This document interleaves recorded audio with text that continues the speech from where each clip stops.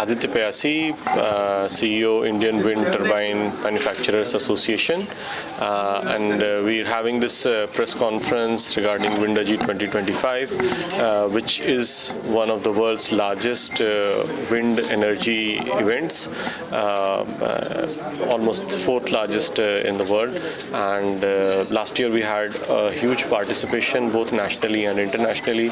About 13,000 odd people came as delegates from 20 odd countries and 300 exhibitors. This year we are going strong with about 350 exhibitors, more than 15,000 delegates, and from 20 plus countries. Windergy is a marquee platform which brings on board key policymakers, regulators, industry leaders, developers and manufacturers at the same platform. The theme of this year's Windergy is Atmanirbharta, making for India and for the world. I would just share a fact that the amount of production that we installed within the country last year, about 4 gigawatt odd, the same amount of equipment we exported from India. And this industry is an example of indigenization without any support from the government. But now there is a GST relief that has come, and that is a very welcome thing. I think with the industry will go very far. Coming back to Windergy, it brings on board so many policymakers and regulators, and we are going to have about 8 to 9 panel discussions wherein we will threadbare discuss about the challenges being faced by the industry, how we can solve them. And there would be government leaders. We will be joined by the Honorable Union Minister, Shri Pralhad Joshi, and under the aegis of the Secretary MNRE and the states, the windy states, wherein the manufacturing as well as the development of wind energy is there.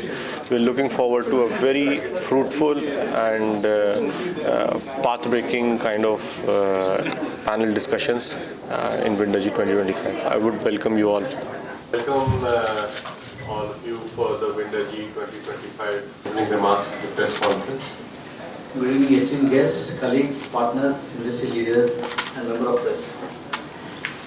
It's an honor to me to address you all representing Wind OEM community at a pre-launch of Windergy India 2025.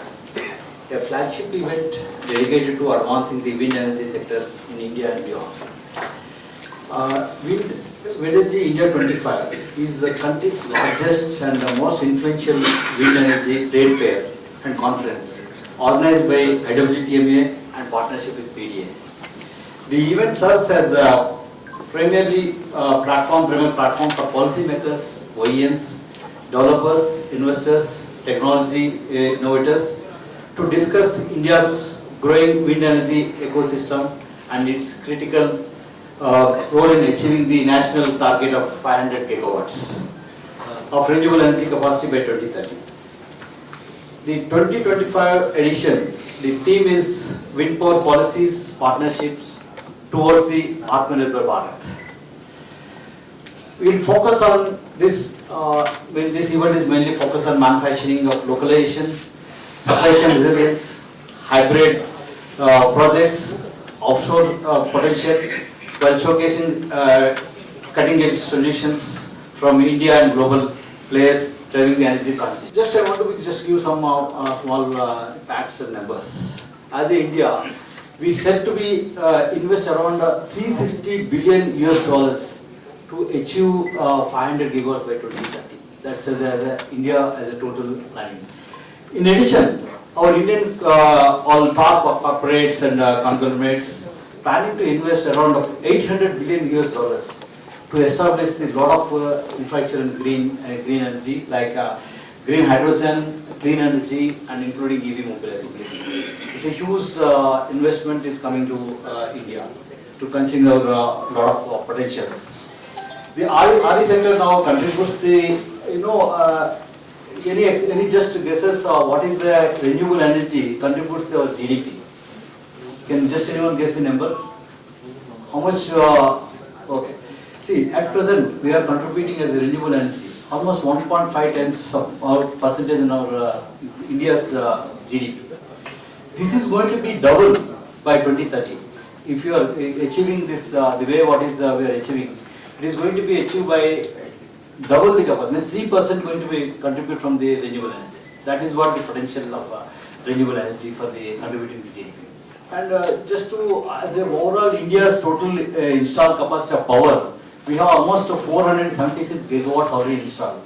Out of that, we have already achieved 51%. Already you might see that a lot of news and maybe messages from the renewables from the Prime Minister PMO's office also. We are already 51% achieved. That will be around 242.63 gigawatts. Already we achieved. Out of that, since we are representing the wind now, so we have wind is almost 52.68 gigawatts. This contributes to around 29% of the total renewables we are contributed. Means the total is 51%, wind is around 23% is contributing at present. This numbers is going to be increased further by 2030. This is a great contribution from across all the stakeholders. And just to give you again numbers, this year, you know, every year increasing by last year till now, by August 31st, 4.3 gigawatts already installed. This year to target to be achieved by financial year around 5.5 gigawatts. That's the target of which I think sure with all stakeholders' contribution we are going to be achieve this. And with this, next year onwards to complete by 100 gigawatts by 2030. At least we have to be add 10 gigawatts per year to complete the balance of the next 60 gigawatts to be achieved. For that, if you really achieve 8 gigawatts per year, you know what is the total employment generation? It's around 1.1 lakh direct and indirect 2.5 lakh employment is going to be generated. This is a huge employment generated by the renewable energies. And if really if you are as a renewable energy altogether 10 to 15 gigawatts we are going to be achieved. These numbers is going to become double. This employment numbers is going to become double. As OEM, we are at the forefront of delivering cutting-edge technology and scalable solutions that harness the immense power of the wind to drive India's clean energy future. With India already is fourth in the globally. This industry is rapidly growing through innovation, large turbines, integrated solutions such as hybrid, storage and technologies. And I want to appreciate here and see a lot of government policies, very positive policies, pushing recently. I want to say one as supporting Atmanirbhar Bharat from the MNRE. See, it is going to be at present we have almost 10 gigawatts, 12 gigawatts of manufacturing capacity is already available. That is going to be increased to around 20 gigawatts. With this across all the OEMs, we are in the localization we can do it. With this drive of localization as a self-reliance, we are going to be achieved by 85% within next 2 years. Because that is what the mandate from the government, and all are committed, all across all OEMs and industry is committed to that. We are going to be achieved by around 80 to 85% in next 2 years. And one more recently, I hope you all know that GST and wind and that will be really boosting the, of course, profitability of the sector as well as different. So that is what need of the hour, right? So that is going to be really boost the recent notification of GST reduction. I'll just touch upon few challenges we are facing. That is, of course, recently all the states, including the Karnataka, thanks to the Karnataka government and all the other states, there's mainly infrastructure, land requirement, and power, mainly power infrastructure. Always power infrastructure should be always ahead of the schedule. Then maybe all the infrastructures can be green can be plug and play. But that is not Karnataka and all the 7 states of the in India. All are supporting now. They are making a special task force. Recently, I met a lot of government MNRE and this one. They made a special task force to support the exhibitions. If that is going to be achieved, then definitely India can be different. The states, since Karnataka is in the fourth position, is fourth position. I wish earlier it will be Karnataka used to be at the third position, I believe. Now recently, I think it is with the a lot of installations are happening in Karnataka now. We are as a from company from I'm representing Envision. We are doing almost 4 gigawatt in Karnataka, in our Koppal and in Gadag area. Thank you all. And happy to take some questions. Now I would request Shri and the trader to kindly give the keynote address. Thank you. Ladies and gentlemen, Mr. R.P.V. Prasad, the MD of Envision Energy, for the largest manufacturers of windmills. Windmills, there are various capacities. Envision makes the highest capacities. So, Mr. Aditya is the CEO of IWTP, Indian Wind Turbine Manufacturers Association. So basically, one thing, it's my pleasure to be part of this press conference. It's a run-up to the Windergy, which is going to happen on from 29th to 31st at Chennai. It's an international event and an annual event wherein all the stakeholders, right from government bodies, policymakers, manufacturers, developers, everyone converse there and share ideas, try to see how we can make total this RE industry more, face the, how we can face the challenges and increase the footprint. That's the whole idea. Probably all of you know about the COP, Conference of Parties, which was held in Paris. During that time, entire globe agreed that we should become net zero by 2070. But however, some European countries have agreed that by 2050 they will become net zero. Net zero is nothing but how much carbon emission we emit and how much we offset. So if we emit 100 million ton of carbon dioxide, and if we are able to offset with the planting of trees, green energy, then it will become net zero. Of course, our Honorable Prime Minister has also committed to the global forum that India will become net zero by 2070. And to that, we have set an internal target of 2050 or 2030 that will reach 500 gigawatt. And 500 gigawatt, we have already, there's a great push from the Government of India, and of course all the states are very much active, and we have been able to achieve around 240 gigawatt as Mr. Prasad mentioned. It's a really remarkable achievement, and of course there's a lot to be done. And as far as the states are concerned, yes, there are a few states like Karnataka, Rajasthan, Gujarat, Tamil Nadu, of course Maharashtra. These are the states which have to contribute greatly to reach this humongous target. And as you know, Karnataka is always a leader, and especially we are leaders, in bringing we are the pioneers in bringing the policy. You name any sector, we have the policy. Whether it is ITBT or RE. Way back in 2009, we bought the first renewable energy policy in southern India.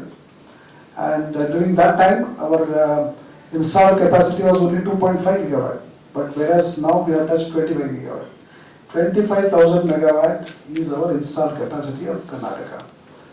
I think that is comparable to countries like Denmark, Chile, Portugal.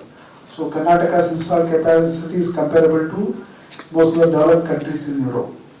So this has been possible because of the proactive policies of the government from time to time, and various government initiatives to reach this level. Of course, there is a lot to be done, and the current policy of renewable energy 2022 to 27, we encourage all the new technologies in the renewable energy space. And in fact, we are encouraging ISTS projects where somebody can put up a plant outside or here in Karnataka, then sell it across the state. Likewise, this policy is very encouraging, and that is why we are able to move forward. And our current, as far as wind is concerned, current installed capacity itself is around 7 gigawatt plus. So that is the place where we stand. And this is a very, very important event, this Windergy, where I am happy to share that Karnataka is a partner state for this event. And here in this event, we are going to have a global round table wherein all global CEOs participates. And we also have a state session. Basically, we are deciding a theme for the state session, and we will invite all the stakeholders for the state session where we will address various issues as far as the implementation of the wind projects in Karnataka is concerned. So, and recently I think you must have noticed, Assembly has passed a major decision in the Karnataka, that is amendment to the Land Reforms Act. Wind projects, lot of major two challenges. One is ROW and another is a land conversion. So the feedback from the investors was that the conversion is taking a lot of time. And under the leadership of our Honorable Chief Minister, Energy Minister, and our Additional Chief Secretary, Revenue Department, the conversion process for the renewable energy project. That is a great initiative of Karnataka. That's how definitely we will be able to move forward and make a stronger footprint in the country. Of course, a lot of free sector, and Cradle represents the renewable energy sector in the state, and UNSW Sydney, to help startups in this way. So with these few words, yes, Karnataka is contributing in a big way to the development of renewable energy, and especially wind projects. Probably you must have seen while going on the national highway near in Chitradurga, the windmills which you see are only of 250 kilowatt, that's 0.25 megawatt. But what Envision is manufacturing is around 5 gigawatt windmill. So that is the technology difference which has now emerged. And those windmills we are trying to repower, because we have the highest potential there. So that's why we are exploring repowering, so we can put up bigger windmills and explore the potential. We are exploring all the possibilities of expanding, especially RE, and that to wind energy in the state of Karnataka. So I really appreciate the effort of PDA Ventures and IWTMA in organizing this mega event. And with this few words, I think we'll open the floor for discussion. Thank you. So that's what I just now mentioned in my remark. See, that is the cost is going to be competitive on the cost rate. Recently, as I mentioned, on the GST reduction from 12% to 7%, right, 5%. That's one of the right. And coming to the supply chain issue you just mentioned. So we have already almost 50 gigawatts of manufacturing capacity available in India. This is one is earlier what happened. You are right on the around 3-4 years back. Now we have a clear-cut volumes or visibility is there. See, year on year, for example, take the case of Envision, right? We have orders of huge orders as available. We know year on year we have to at least we can able to deliver some 2 to 3 gigawatts. Like that, all the OEMs together. We have clear visibility is that we can able to deliver 5 to 6 gigawatt in a year. So that visibility is there. So supply chain can able to establish. We are already establishing, because there is no other way. Because already recent OEM of notifications of policy for the localization. For example, take the case of our Naik one. Maybe you might see in the news. Recently, we have already plans in Pune as well as TC coming up. We are starting one more, not only one, 2 more blade plants. One is again in Chennai, one more in Gujarat, Ahmedabad. We are starting one more blade plant. At present, all together, we have almost, as of now, I'm talking about Envision, we have almost 3,500 employees. Within the next 2 to, not within 1.5 years, This number is going to be touched to 7 to 8,000 people. This I'm talking about NVIDIA. Similarly, all other like Suzlon and other all OEMs also expanding around. So this is a short-term challenge. What we have mentioned in supply chain. We are going to be establish this ecosystem of supply chain. We are going to be come across this challenge. See, this is already employment is increasing at present directly, indirectly. Even overall, at present 1.1 lakhs of jobs creation can be created from the renewables, RE. This is what the projections already there. This employment is going to be, I'm talking, this is more of a direct. We have ancillaries, considering ancillaries, that one supply chain ecosystem is fully established. These numbers is going to be double. Last year we had in 2024, Windergy had around 12,500 to 13,000 participants overall. From this year, we are expecting 350 exhibitors. See, per megawatt cost for solar, if you consider, it is around 4 crores. And for wind, it is around 7 crores. So usually, I mean, if you look at see the upcoming projects which we are looking at, like we are targeting around 12 gigawatt of RE by another 5 years. So that 12,000 into roughly around, you can take 5 crores. So roughly around, I mean, all including, it would be around 1 lakh crore investment in another 5 years. Of course, that is going to be addressed, but I'm going to address in GDP. What I mentioned is at present, for that, as I mentioned, all the OEMs, including the wind and solar, a lot of investment. As I mentioned also, a lot of Indian top corporates, that is what answer to your question, different companies, factories are coming. I'm talking the entire RE, not only wind, I'm talking entire. Mr. Johan Satov is expected to join us for the inaugural session at Windergy 2020. Last month itself, 25th of September, it's already what are the new invoices. That is, we have to be invoiced for the 7%, 5%, sorry, 5%. So definitely that is going to be passed on to the, because you know, as of today, I don't think so, because if, for example, I will take our own example. We already last by 25th of September, I think. After 25th of September, that is a mandate, I have to be cut the invoice at the 5% only, right? So that means earlier 12% we used to be invoiced, now we are at 5%. The 7% directly to the benefit to the our end customer. Of course, that is naturally that will be how boils down to this one benefit is. Of course, the cost of energy is going to be reduced. Government is going to be differently say that what are the present PPS, they are going to be trying to negotiate with the PPS on that. And it is going to be driven to the cost is coming out. Even we can pass on to the across the supply chain also. So it will definitely benefit the industry and investments also, more investment coming to the India because of this. Potential study. As per the study, there is a potential in Tamil Nadu and also in Gujarat.